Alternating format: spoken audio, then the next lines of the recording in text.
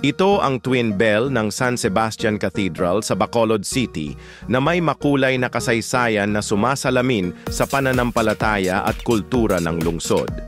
Ang Twin Bell Towers ay bahagi ng neoclassical na disenyo ng katedral na may mga arko at rose windows at cylindrical lanterns na sinusuportahan ng mga haligi. Ang mga kampana ay hindi lamang bahagi ng arkitektura kundi simbolo rin ng kasaysayan at pananampalataya ng mga Bacolodnon. Ang Twin Bells ay matatagpuan sa kanang bahagi ng churchyard ng San Sebastian Cathedral.